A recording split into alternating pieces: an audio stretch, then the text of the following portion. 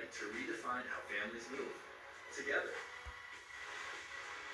The future of family travel begins here. The 2027 Toyota Highlander. Learn more at toyota.com.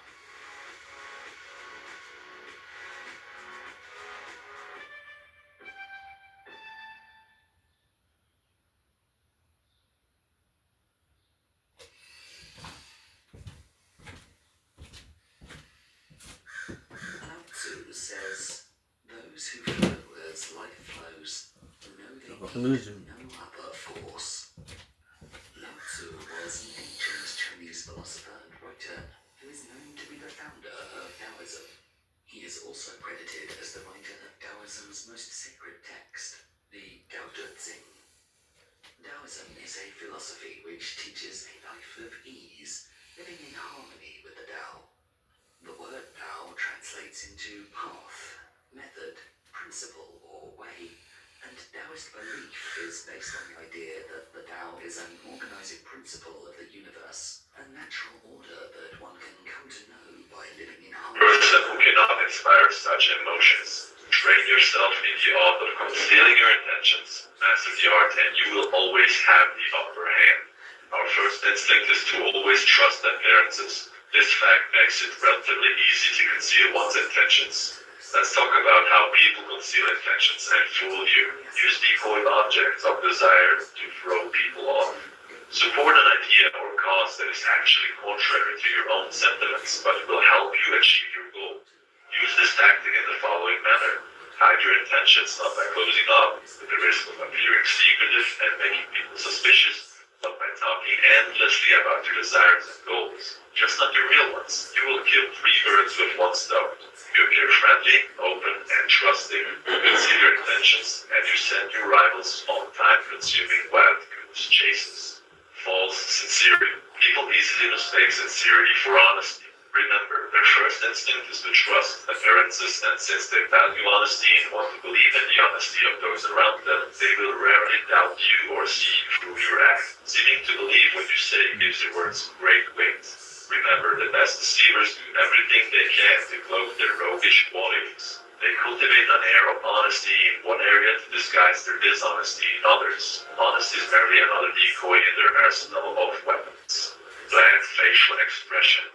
Behind the bland, unreadable exterior, all sorts of mayhem can be planned without detection. This is a weapon that the most powerful men in history have learned to perfect. Noble gesture. People want to believe apparently noble gestures are genuine, for the belief is pleasant. They rarely notice how deceptive these gestures can be. Appearing to belong to a group. The tendency to mistake appearances for reality. The feeling that if someone seems to belong to your group, their belonging must be real. This habit makes the seamless blend a very effective front. The trick is simple. You simply blend in with those around you, and the better you blend in, the less suspicious you become. Remember, it takes patience and humility to dull your brilliant colors, to put on the mask of the unconspicuous. Do not despair at having to wear such a bland mask. It is often your unreadability that draws people to you and makes you appear a person of power. But how do people apply these ways to fool you? Simply dangle an object you seem to desire, a goal you seem to aim for in front of people's eyes, and they will take the appearance for reality.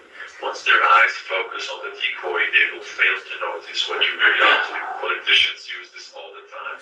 Our first historical example would be decoyed objects of desire and making a woman fall in love.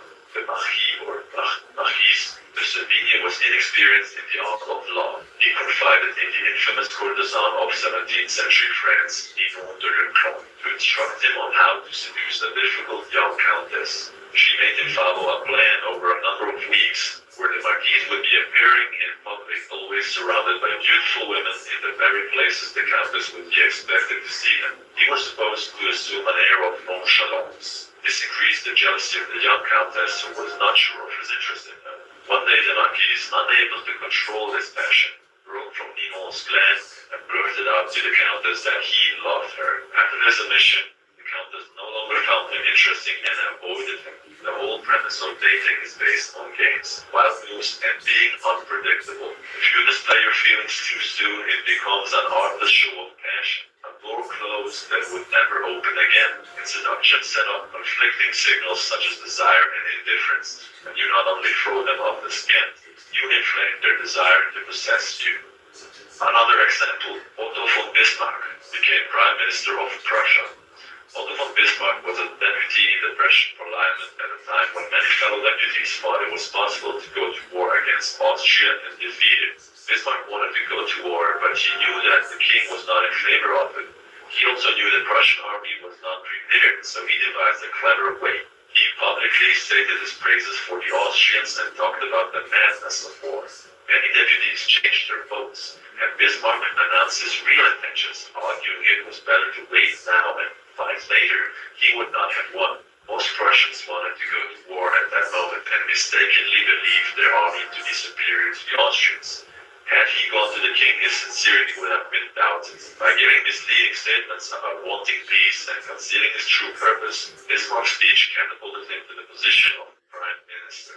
He later had the country go to war against the Austrians at the right time when he felt the Prussian army was more capable and united with Germany. Yet another example, the Duke of Marlborough used this in the Spanish Succession. During the War of the Spanish Succession in 1711, the Duke of Marlborough, head of the English army, wanted to destroy a key French fort because it connected a vital thoroughfare into France. And he knew that if he destroyed it, the French would realize what he wanted, to advance down that road. Instead, then he merely captured the fort and garrisoned it with some of his troops, making it appear as if he wanted it for some purpose of his own. The French attacked the fort and the Duke let them recapture it. Once they had it back, they destroyed it, figuring that the Duke had wanted it for some important reason. Now that the fort was gone, the road was unprotected and Marlborough could easily march into France. What else? Henry Kissinger used bland face to win opponents. Henry Kissinger would bore his opponents around the negotiating table to tears with his monotonous voice, his blank look, his endless recitations of details. Then, as their eyes glazed over, he would suddenly hit them with a list of bold terms. Caught off guard, they would be easily intimidated. As one poker manual explains it, while playing his hand, the good player is seldom an actor. Instead, he practices a bland behavior that minimizes readable turns, frustrates and confuses opponents, permits greater concentration. Spies use appearing to belong to a group method. During the Cold War of the 1950s and 60s, as is now notorious, a slew of British civil servants passed secrets to the Soviets. They went undetected for years because they were apparently decent chaps, had gone to all the right schools and fit the old boy network perfectly. So, I paid close attention to all the feedback I've received from you guys and switched up the reviewing of the book's content to a great deal. I hope you like it better this way, and please let me know, and thanks for watching.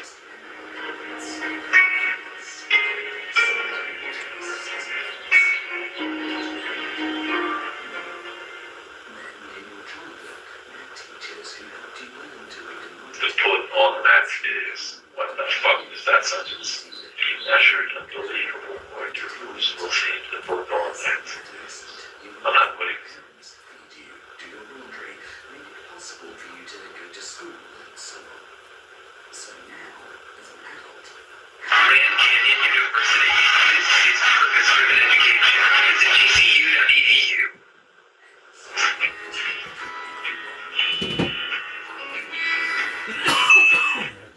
Hey Linkgoers, and welcome back to another video. Thank you so much for your love and support, enabling us to send your way another wealth of everyday psychology. Let's explore. Have you ever given someone the silent treatment? Or maybe you've been on the receiving end of someone's silent treatment. It feels uncomfortable, right? Stifling even. George Bernard Shaw once said, "The worst sin to our fellow creatures is not to hate them, but to be indifferent to them. That is the essence of inhumanity." There are many psychological reasons to explain why you may feel that way, but even more than just how harmful giving someone a cold shoulder can be. Many people believe that giving the silent treatment is a dignified response to an argument, but it's not. The silent treatment is a form of ostracism.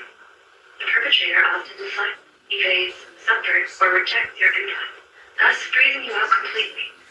Their withdrawal leaves you feeling confused and hurt until you eventually get used to it. According to the professor of psychology, Kipling William, at Purdue University, it's a form of passive abuse. It's employed with the intent to punish someone and thus yields harmful repercussions. Here are 6 reasons why the silent treatment can harm you. Number 1, it dehumanizes the other person. Did you know early civilizations equated ostracization to death because it was interpreted as expulsion from humanity and even expulsion from oneself? We are social beings designed to form and maintain relationships. Social ostracizing, via silent treatment, frustrates these relationships. According to a 1976 study, treating people as less than human also tends to dehumanize the perpetrator. Therefore, being ostracized leads to people feeling less human and seeing the person alienating them as less human as well. Number 2, it emotionally manipulates the other person. If you've been a victim of the silent treatment, have you ever begun to doubt your own understanding of reality? Many psychologists classify the silent treatment as a form of manipulation. It's a way for the perpetrator to maintain control over the conversation or argument. The silent treatment is equivalent to gaslighting in the sense that it makes the person receiving the treatment question what they did wrong. Hence, it's a form of emotional abuse. Number 3, it denotes rejection. Do you hesitate to reach out for their hand? Does it feel like there's a good chance of being turned away, or even makes you feel ashamed of the effort? During an argument, it's easy to justify your cold shoulder. It might seem like a good de-escalation tactic, but in reality, it's exacerbating the problem. The silent treatment serves to deny partners basic communicative needs, and therefore the person on the receiving end may feel rejected, especially if there is a physical aspect to the ostracization. Withholding of physical content from a spouse or partner make the partner doubt the stability of your relationship. Number 4, it instills self-esteem issues. Have you begun to constantly criticize yourself? Are you apologizing for every little thing? A cold shoulder is a very active way of demeaning someone and telling them that they're worthless, regardless of the intention. It invalidates their opinions, thoughts, and emotions. This, in turn, can produce anxiety and reduce self-esteem. A study from the University of Sydney shows that repeated ostracization can lead to the development of depression, eating disorders, and even suicide. Number 5, it produces physical pain. Do you often feel physical discomfort? Scientists have shown that when you experience the silent treatment, the anterior cingulate cortex, a region that distinguishes levels of pain, becomes activated. As a result of someone's cold shoulder, you may experience digestive issues, headaches, or aches in your back or joints. And number 6, it destroys relationships. Communication has been called the fuel that keeps the fire of your relationship burning. The silent treatment often denotes an inability to communicate and low emotional intelligence. Emotional intelligence lends a relationship with the sensitivity to figure out when to. As a result, many of those who perpetrate it are not aware of its own harm. Repeated ostracization closes lines of communication and subsequently destroys the relationship. Whether you're the receiver or the perpetrator, trying to find a way to talk is always a good place to start. When feeling too overwhelmed or heated during an argument, just cool down. You can say something like, I don't want to talk right now, but we can discuss this later. And actually, talking to that person later does the trick. Don't let it be lip service. Making sure that you keep the lines of communication open and avoiding using accusatory phrases can help in talking your problems out. We hope we were able to give you insight into some of the ways the silent treatment can harm you. Do any of these describe your experiences? Or did any of these points describe you? Leave a comment down below about your encounter with it if you'd like. Please feel free to share any thoughts you have as well. If you found this video helpful, be sure to hit the like button and share it with those out there being served the silent treatment. Don't forget to subscribe to Psych2Go and hit the notification bell for more new videos. Thanks for watching, and we'll see you soon.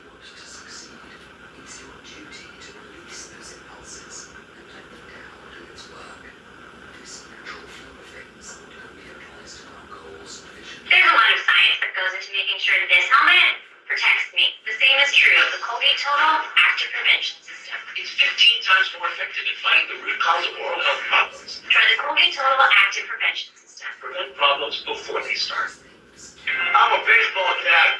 Just because I didn't go pro doesn't mean my kid won't. Hey, buddy, yeah, screw those hips, right? And you guys swing. And if you don't have the right insurance, you can pay for this yourself. Just get Allstate.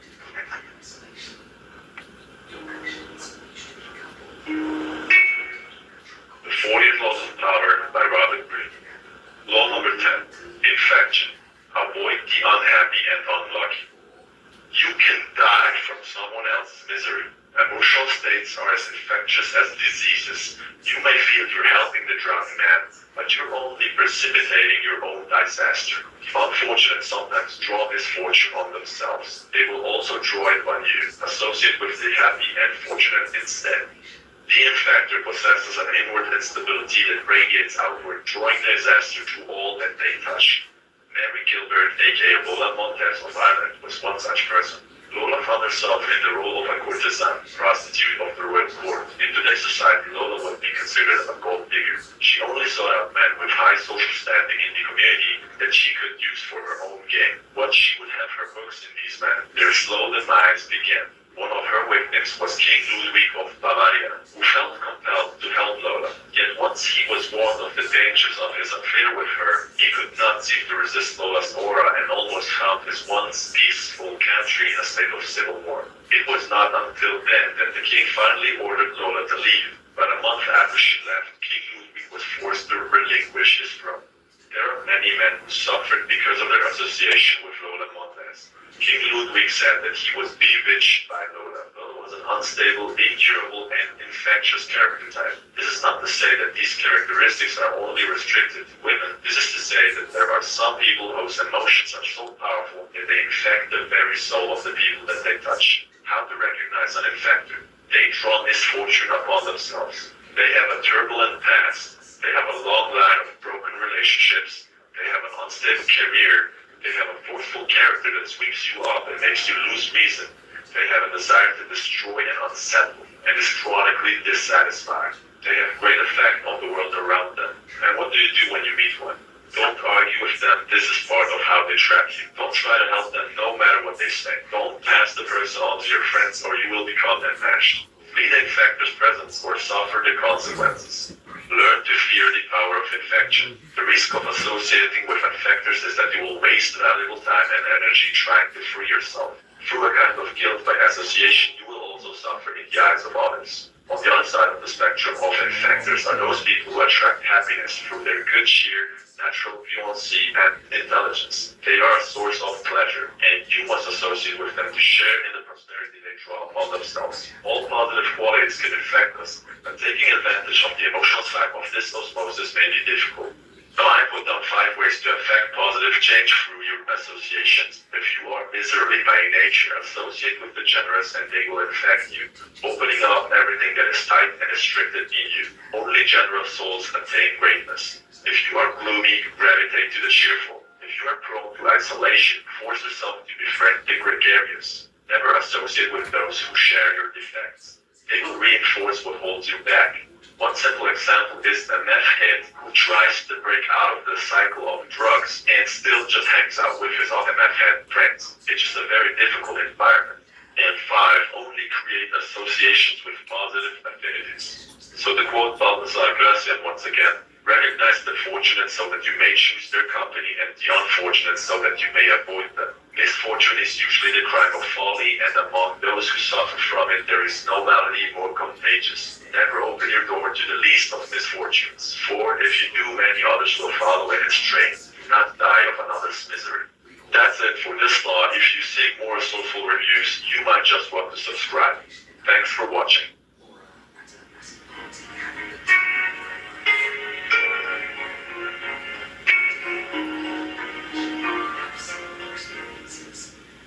What we fail to realize, however, is that even if we attain all those things, we're certain we desire. Booking.com has stays for absolutely anyone. For instance, imagine you're a vampire thirsting for a lively hotel. You find the Vegas resort near some great nightlife. Perfect. You may be undead, but you're the life of the party. And if the forecast calls for sun, at least there's free cancellation on most stays, so you can wait for the perfect weather. Gorgeous. If a vampire can find their perfect stay, anyone can. Find exactly what you're booking for. Booking.com, Booking.com. Fuck the fat bitch, she's not supposed to be in the unit. The 40 Laws of Power by Robert Greene. Law number 26. Keep your hands clean.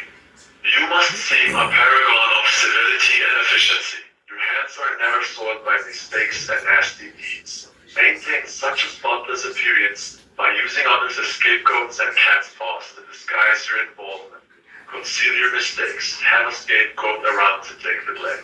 Our good name and reputation depend more on what we conceal than on what we reveal. Everyone makes mistakes, but those who are truly clever manage to hide them and to make sure someone else is blamed.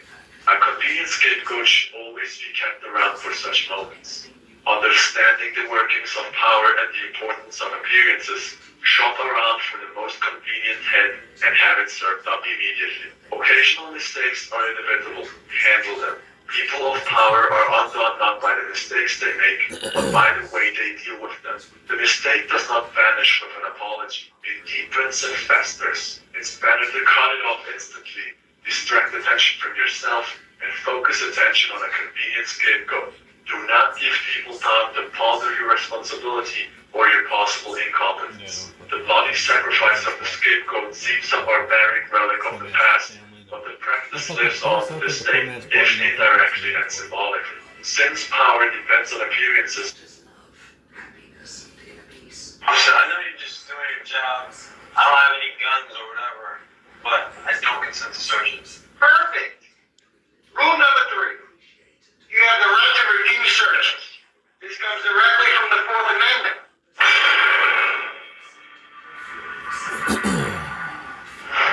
For your 4th Amendment protections to legally apply, you must be prepared to clearly state your refusal under pressure. Everyone, repeat after me. I don't consent to searches. I don't consent to searches. The officer can't hear yourself. Say it again. I don't consent to searches. One more time. I don't consent to searches. You a law student or something? So if I show that I know the rules, you might think I'm a law student. Maybe I got big legal connections. Perhaps. But don't get carried away by saying stuff like, I know my rights. Get out of my face. I'll sue you. Never tell the officer you know your rights. Show the officer you know your rights by asserting them calmly. You nervous?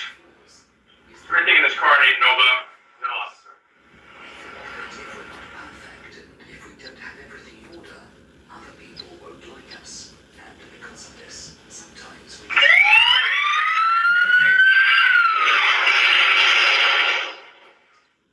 Unless you're detained or arrested, you may terminate the encounter at any time, but don't wait for the officer to dismiss you. Simply ask if you're free to go.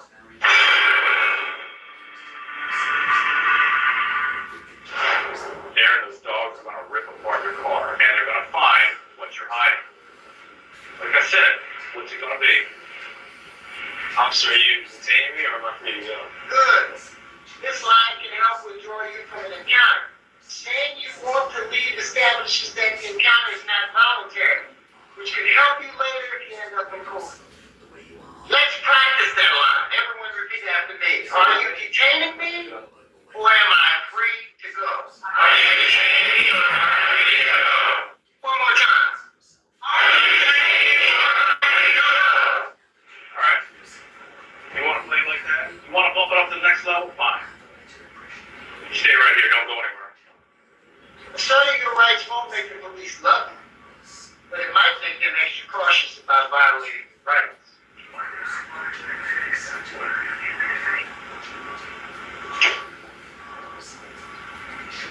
Darren, this is a citation for lane changing.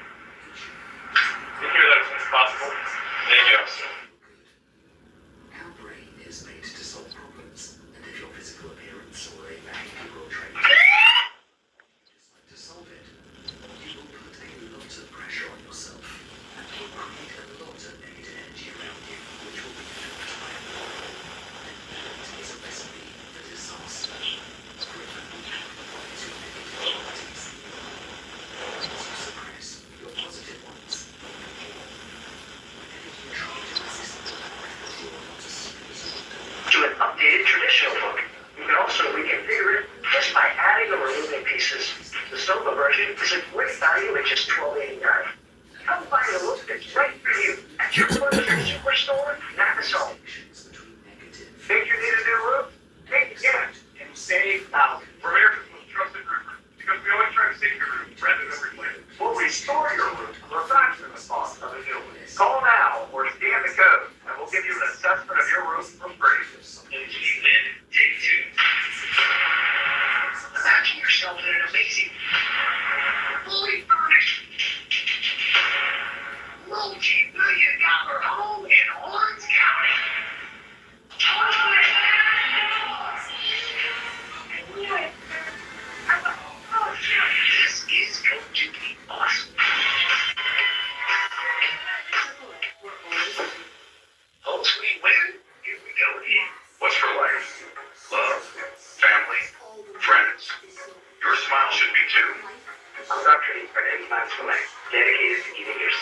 for a lifetime.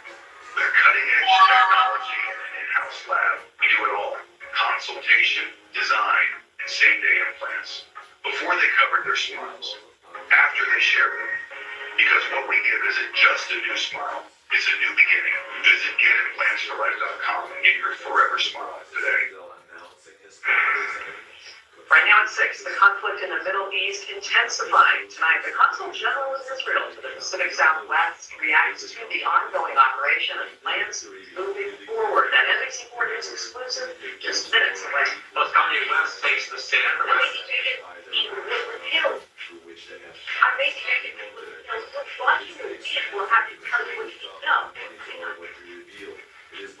And Kanye West takes the stand around the defense of his ability to order the civil trial. What happens on the courtroom today?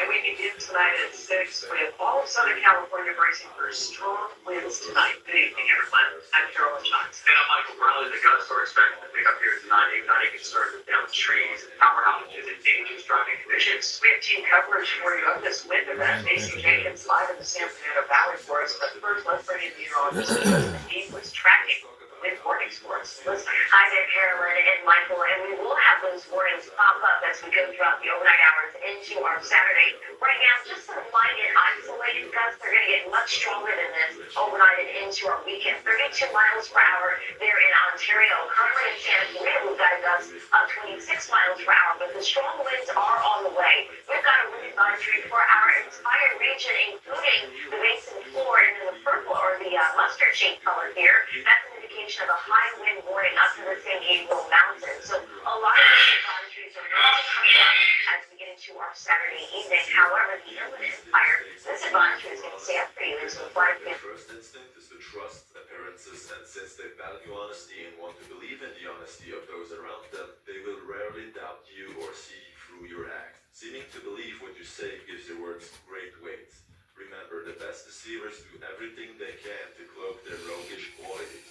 They cultivate an air of honesty in one area to disguise their dishonesty in others. Honesty is merely another decoy in their arsenal of weapons. Bland facial expression. Behind the bland, unreadable exterior, all sorts of mayhem can be planned without detection. This is a weapon that the most powerful men in history have learned to perfect. Noble gesture. People want to believe apparently noble gestures are genuine, for the belief is pleasant. They rarely notice how deceptive these gestures can be. Appearing to belong to a group, the tendency to mistake appearances for reality, the feeling that if someone seems to belong to your group, their belonging must be real. This habit makes the seamless blend a very effective front. The trick is simple.